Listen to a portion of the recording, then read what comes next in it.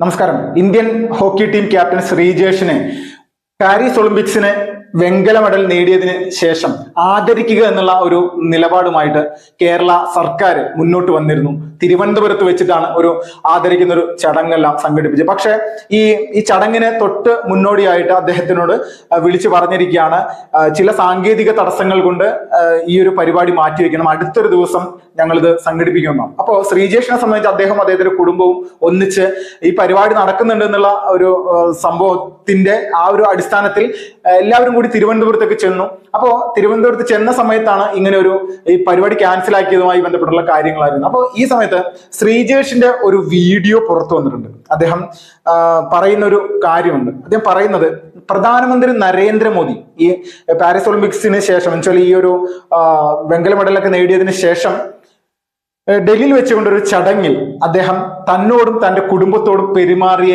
രീതി എങ്ങനെയാണെന്നുള്ളത് വ്യക്തമായിട്ട് പറഞ്ഞിട്ടുണ്ട്. അത് കേൾക്കുമ്പോൾ തന്നെ അറിയാം എത്രത്തോളം വലിയ രീതിയിലുള്ള ഒരു അപമാനിക്കലാണ് നമ്മുടെ സംസ്ഥാന സർക്കാർ അദ്ദേഹത്തോടും അദ്ദേഹത്തിന്റെ കുടുംബത്തോടും ചെയ്തിട്ടുള്ളതെന്ന് ഒരു തർക്കമില്ല. ഇത് കേരള ടീമിന്റെ ക്യാപ്റ്റൻ അല്ല, ഇന്ത്യയുടെ നമ്മുടെ രാജ്യത്തിന്റെ അഭിമാനമാണ്. അത്രത്തോളം എക്സ്പീരിയൻസ് ഉള്ള ഈ രാജ്യത്തെ എല്ലാവരും ഒരുപോലെ സ്നേഹിക്കുന്ന വളരെയധികം നമ്മുടെ രാജ്യത്തെ പ്രധാനപ്പെട്ട ഒരു കായികമായിട്ടുള്ള ഈ ഹോക്കിയുടെ ക്യാപ്റ്റനാണ് അദ്ദേഹം. പാരീസ് ഒളിമ്പിക്സിൽ പോയിട്ട് വെങ്കൽ മെഡൽ നേടിയതാണ്, നിസ്സാരമല്ല. ഇവിടെ ഏതെങ്കിലും ഒരു പറമ്പിൽ കളിച്ച രീതിയിലൊക്കെയാണ് ഈ കേരളത്തിലെ സർക്കാർ ഈ ശ്രീജേഷുമായി ബന്ധപ്പെട്ടുള്ള വിഷയമൊക്കെ കൈകാര്യം ചെയ്തിരിക്കുന്നതാണ് നമ്മൾക്ക് കാണാൻ സാധിക്കുന്നത്. യഥാർത്ഥത്തിൽ അദ്ദേഹത്തിന്റെ ഒരു വാക്കുകൾ നമ്മൾക്കൊന്ന് കേൾക്കാം. പ്രധാനമന്ത്രി അദ്ദേഹത്തെ സ്വീകരിച്ചത് അദ്ദേഹത്തിന്റെ കുടുംബത്തോട് കാണിച്ച പെരുമാറ്റ രീതി എങ്ങനെയാണെന്ന് അദ്ദേഹം തന്നെ പറയുന്നുണ്ട്.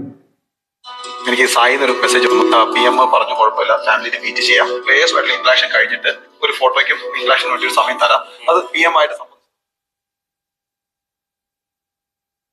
ഞങ്ങൾ പ്ലേയേഴ്സിന്റെ ഇന്ററാക്ഷൻ കഴിയും. അദ്ദേഹം നമ്മളോട് സംസാരിച്ചു, നമുക്ക് അഡ്വൈസ് വന്നു. അത് കഴിഞ്ഞിട്ടാണ് എന്റെ ഫാമിലിനെ മീറ്റ് ചെയ്യുന്നത്.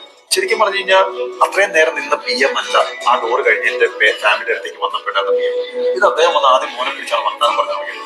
അവരോട് ഹിന്ദിയിലെ സംസാരിക്കുന്നത്. അത് കഴിഞ്ഞ് മോളുടെ അടുത്ത് സംസാരിക്കുന്നു, അച്ഛൻ്റെ അമ്മയുടെ സംസാരിക്കുന്നു, ചേട്ടൻ്റെ സംസാരിക്കുന്നു. അത് കഴിഞ്ഞ് അവനെ പിടിച്ചെടുത്ത് ഫോട്ടോ എടുക്കുന്നു, അവനെ കെട്ടിപ്പിടിക്കുന്നു. അത് കഴിഞ്ഞ് നീ എന്റെ കൂടെ വാ എന്ന് പറഞ്ഞ് അവന്റെ കൈയും പിടിച്ചിട്ടാണ് പിന്നെ പ്ലേയേഴ്സിന്റെ ലൗഞ്ചിലേക്ക് പോയത്. അവിടെ പോയി അവനെ കൊണ്ടുവന്ന് അവന്റെ വായിൽ ഒരു ചോക്ലേറ്റ് വെച്ച് കൊടുത്തു, അവനൊരു കേക്ക്. ഞാൻ ആലോചിക്കുന്നു, കാരണം എന്റെ അച്ഛൻ എങ്ങനെയാണോ എന്റെ മോനെ താലോലിക്കുന്നത് അതുപോലെ തന്നെയാണ് അദ്ദേഹവും എന്റെ മോനായിട്ട് എന്താ പറയുക ഇന്ററാക്ട് ചെയ്തത്. എനിക്ക് എന്റെ ജീവിതത്തിലും അല്ലെങ്കിൽ എന്റെ ഫാമിലിക്കും ഏറ്റവും വിലപ്പെട്ട അല്ലെങ്കിൽ മറക്കാൻ പറ്റാത്തൊരു ദിവസമായിരിക്കും. ഇതില് ഇദ്ദേഹം ശ്രീജേഷ് പറയുന്നത്, നമ്മുടെ രാജ്യത്തിന്റെ പ്രധാനമന്ത്രി നരേന്ദ്രമോദി ഹോക്കി താരങ്ങളുമായി ബന്ധപ്പെട്ടുകൊണ്ടുള്ള ഒരു മീറ്റിങ്ങിനൊക്കെ ശേഷം അദ്ദേഹം ഓരോരുത്തരുടെ കുടുംബങ്ങളെ കാണാനായിട്ടോ, അപ്പോ ക്യാപ്റ്റന്റെ കുടുംബത്തിനെ കാണാനായിട്ട് അദ്ദേഹം എത്തി.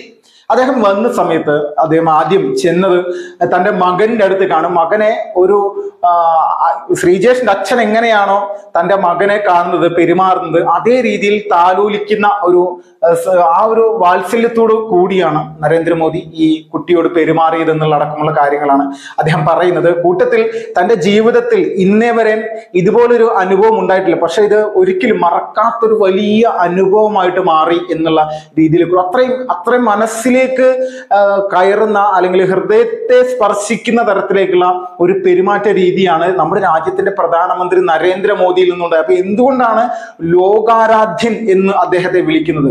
അത് യഥാർത്ഥത്തിൽ അദ്ദേഹത്തിന്റെ പെരുമാറ്റ രീതിയാണ്. നമ്മുടെ രാജ്യത്തെ പ്രധാനപ്പെട്ട രാഷ്ട്രീയ എതിരാളികളോട് പോലും അദ്ദേഹം കാണിക്കുന്ന അദ്ദേഹത്തിന്റെ ആ ഒരു മികവുറ്റ നിലപാട്, ആ ഒരു കാഴ്ചപ്പാട്, അത് എത്രത്തോളം വലുതാണെന്നുള്ളത് നമ്മൾക്ക് അദ്ദേഹത്തെ സംബന്ധിച്ച് ഇതുപോലെ അനുഭവമുള്ള ആളുകൾ പറയുന്നത് കേട്ട് കഴിഞ്ഞാൽ നമ്മൾക്ക് ബോധ്യപ്പെടും. അപ്പോൾ ഈ സമയത്ത് നമ്മൾ എല്ലാവരും ചിന്തിക്കേണ്ട ഒരു കാര്യം, ഈ ശ്രീജേഷ് എന്ന് പറയുന്ന വ്യക്തി എങ്ങനെ ഇന്ത്യൻ ഹോക്കി ടീമിലേക്ക് എത്തി?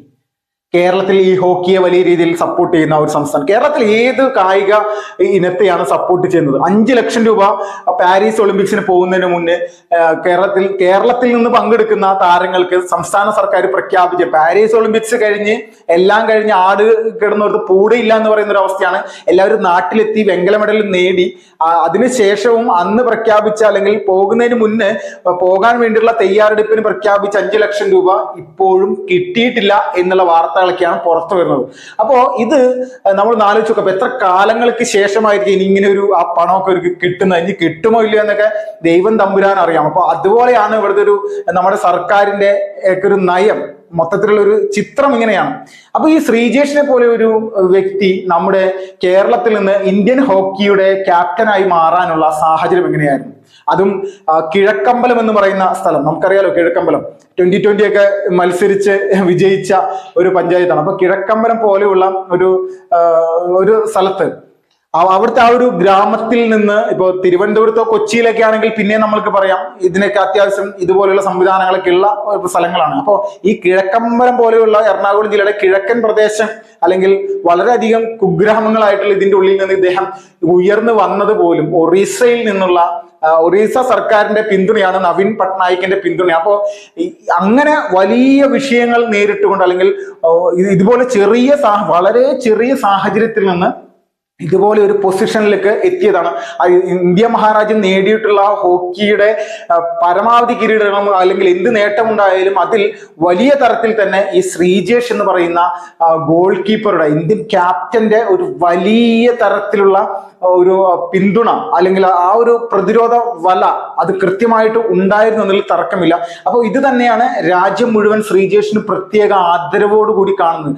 അദ്ദേഹത്തിന്റെ കാഴ്ചപ്പാടുകൾ, അദ്ദേഹത്തിന്റെ നിലപാടുകൾ, ഈ ഹോക്കി എന്ന് പറയുന്ന ഈ ഒരു കായിക സംവിധാനത്തോട് കാണിക്കുന്ന അദ്ദേഹത്തിന്റെ ആത്മാർത്ഥത, അത് കൃത്യമായിട്ട് രാജ്യത്തെ വലിയ രീതിയിൽ വിജയിപ്പിക്കുക എന്നുള്ള ലക്ഷ്യത്തിലേക്ക് എത്തുന്ന തരത്തിലേക്കുള്ള കാര്യങ്ങൾ തന്നെയായിരുന്നു എന്നുള്ളത് തർക്കമില്ല. അപ്പൊ അതുകൊണ്ട് തന്നെയാണ് നമ്മുടെ രാജ്യത്തിന് ഇതുപോലെ ഒരു സംവിധാനത്തിലേക്ക് ഉയരാൻ സാധിച്ചത്.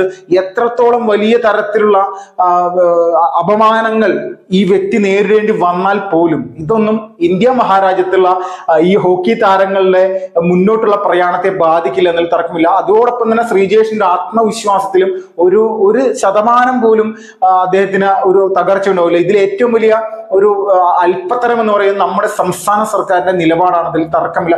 എന്തിനാണ് അദ്ദേഹത്തെയും അദ്ദേഹത്തിന്റെ കുടുംബത്തെയും ഇതുപോലെ തിരുവനന്തപുരത്തേക്ക് വിളിച്ച് ആദരിക്കുന്ന ഒരു ചടങ്ങ് എന്നൊക്കെ പറഞ്ഞുകൊണ്ട് കൊണ്ടെത്തിച്ചത്? ഇത് മലയാളത്തല്ല, നമ്മുടെ സർക്കാരിന്റെ കീഴിലുള്ള സ്പോർട്സ് മന്ത്രാലയം അതോടൊപ്പം തന്നെ വിദ്യാഭ്യാസ മന്ത്രാലയം രണ്ടും കേരളത്തിന്റെ സംവിധാനത്തിൽ പെടുന്നു. അതിലെ വിദ്യാഭ്യാസ മന്ത്രിയും കായിക മന്ത്രിയും തമ്മിലുള്ള ഒരു വലിയ തരത്തിലുള്ള അഭിപ്രായ വ്യത്യാസമാണെന്നുള്ളതാണ് ഇതുമായി ബന്ധപ്പെട്ടുകൊണ്ട് പുറത്തേക്ക് ആദ്യം മുതലേ വന്നുകൊണ്ടിരിക്കുന്നത്. കായിക മന്ത്രി പറയുന്നത് കായിക മന്ത്രിയല്ലേ ഈ ഒരു വ്യക്തിയെ ആദരിക്കേണ്ടത്. രണ്ടാമത്തത് വിദ്യാഭ്യാസ മന്ത്രി വരുന്നത് വിദ്യാഭ്യാസ മേഖലയിലാണ് ശ്രീജിത്തിന് ജോലിയുള്ളത്, അപ്പോ ശ്രീജിത്തിനെ ആദരിക്കേണ്ടത് വിദ്യാഭ്യാസ മന്ത്രിയാണ് എന്നുള്ള രീതിയിലേക്കുള്ള അങ്ങനെ ഒരു വലിയ തരത്തിലുള്ള ഒരു നെഗറ്റീവ് അല്ലെങ്കിൽ ഈ ഒരു പരിപാടി നടത്തേണ്ടത് ഞങ്ങളാണെന്നുള്ള രീതിയിലേക്ക് രണ്ട് ആളുകളും ഇങ്ങനെ പറഞ്ഞു എന്നുള്ള രീതിയിലേക്കുള്ള അല്ലെങ്കിൽ അങ്ങനെ ഒരു തർക്കമുണ്ടെന്നുള്ള രീതിയിലേക്കാണ് കാര്യങ്ങൾ. എങ്ങനെയാണെങ്കിലും ശ്രീജേഷ് എന്ന് പറയുന്ന വ്യക്തിയും അദ്ദേഹത്തിന്റെ കുടുംബവും ഈ പറയുന്ന തിരുവനന്തപുരത്തേക്ക് ചെന്നിട്ടുണ്ടെങ്കിൽ അന്ന് ആ ചെല്ലുന്നതിന് മുന്നോടിയായിട്ട് എടുത്ത തീരുമാനത്തിൽ അദ്ദേഹത്തെയും കുടുംബത്തെയും അവിടെ എത്തിച്ചുകൊണ്ട് വലിയ നീചമായിട്ടുള്ള ഒരു പ്രവൃത്തിയാണ് നമ്മുടെ സംസ്ഥാന സർക്കാർ ചെയ്തു കൊടുത്തത് അല്ലെങ്കിൽ ചെയ്ത് കാണിച്ചത് എന്നുള്ളതിൽ ഒരു തർക്കവുമില്ല. അത് തന്നെയാണ് കേരളത്തിലെ ജനങ്ങൾ പൂർണ്ണമായിട്ട് വിശ്വസിക്കുന്നത്. എന്താണെങ്കിലും ശ്രീജേഷിനും കുടുംബത്തിനും ഒരു ബിഗ് സെൽയൂട്ട്. വന്ദേ മാതരം.